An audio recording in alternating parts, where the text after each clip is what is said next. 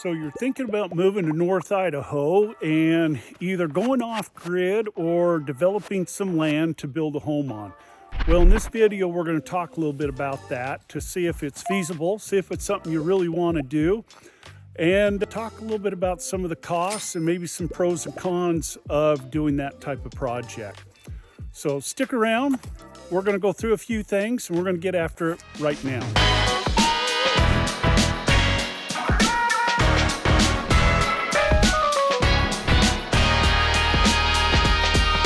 If this is your first time on the channel and you want to know everything there is to know about living in North Idaho, then go ahead and subscribe below, tap the bell, and you can be one of the first to know about everything there is to know about living in North Idaho. Hello, my name is Reed Wilson. I'm with Living North Idaho Life, and we get calls and texts and emails from people just like you every day looking to make a move to North Idaho. So whether you're thinking about a move in 2 weeks or 2 years, give us a call, send us an email, shoot us a text.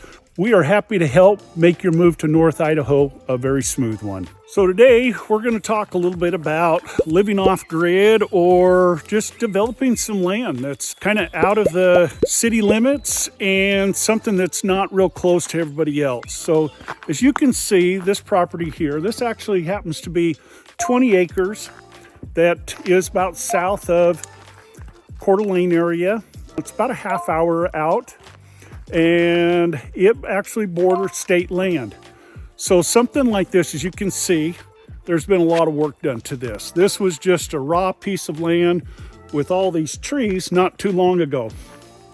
This wellhead here I've been sitting on, and the road that comes in all takes time and money to put in. So let's talk a little bit about what that takes. First of all, when you find a piece of land, not all of it has a road in. So you've got to spend some money on infrastructure. So you got to decide, how far do you want to live outside of town? How far away to go get groceries, to be without internet at times, to maybe be snowed in for a couple weeks at a time. Those are all things that you need to think about. So infrastructure like this, there's been a road that's been put in. You can see up behind me. The road goes on up and up to a shop there. So you can spend anywhere from, $10,000 to $50,000 on a road. I'm sitting here on top of the wellhead, and a wellhead's going to run you some money too. So to put in a well, you want to plan for somewhere around that $15,000 to $20,000 to get started. I've heard of them going much, much higher than that. It's not uncommon to be anywhere in that 25 up to 50,000. And then for a pump, you're usually somewhere around $5,000. So if you're going to have well water and you're not going to have it shipped in, then that is certainly something to think about. Now, different parts of the country up here in Idaho, obviously we're going to get different well readings. So this particular one gets about 8 gallons per minute, which is really pretty good. We have some areas that get much, much higher than that, and we have areas that get lower than that.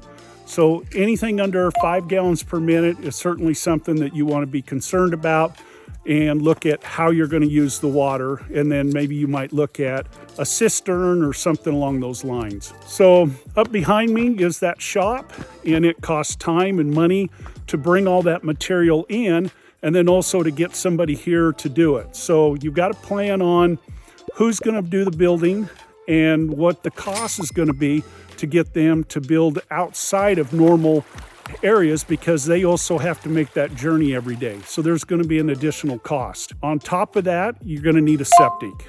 Your average septic is going to run somewhere around $8,500 to about $10,000. So that's something you need to plan for also. And then that could change, because in different parts of the country up here, might need different types of septics. So the pricing I gave you was for the easiest, and that's if everything perks. If it doesn't, then you got to go to a different type system. So something you got to think about when you live out in this type of the country is, what am I going to do? It's do you enjoy being by yourself, because you're not running in for dinner every night?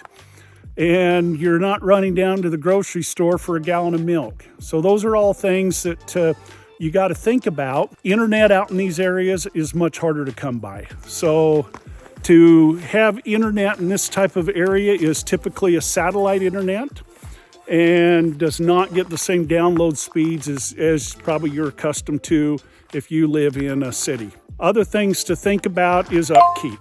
So out here you get a lot of snow, and as you can see behind me, there is a log that's downed in the road here. So those things need to be kept up and picked up. And if you're headed off to work, that's an added chore before you can get out. Plus, if you've got a big snowfall and you've got 2-3 feet or more of snow, all this needs to be plowed out before you can get out. And then depending on how far you out, if you're the first one, you might be plowing all the way out to the main road. So those are all things to think about. You're gonna need a plow, you're gonna maybe need a tractor, and you're gonna need to love to be out on your own. But when you get out in areas like this that border state land or lumberland, then not only do you have access to your acreage, but typically you can get access to that, which a lot of times give you hundreds, if not thousands of acres to go and enjoy, recreate, hunt, all those types of things. So if you're thinking about a move up here and want to talk more about what it would take to develop some land or go off grid, what that would look like, give me a call, shoot me a text. Information is below, and I'd be happy to talk about your dream and maybe some alternatives, or we can look at what some costs might be, or if nothing else, I can get you in touch with the right people to get you the right costs to get that figured out. We're here to help.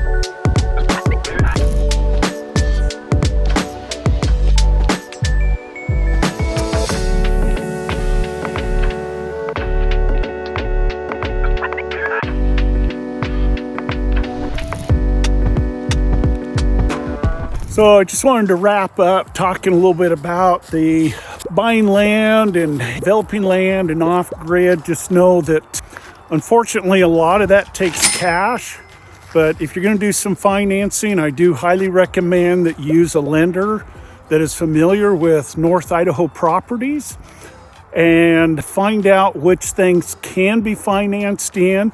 Certainly some of the building costs and some of that, but unfortunately a lot of times the infrastructure and a well and some of those things are not, unless you can find a builder that will add that into his package. If you're doing off-grid, well, that's a whole nother story.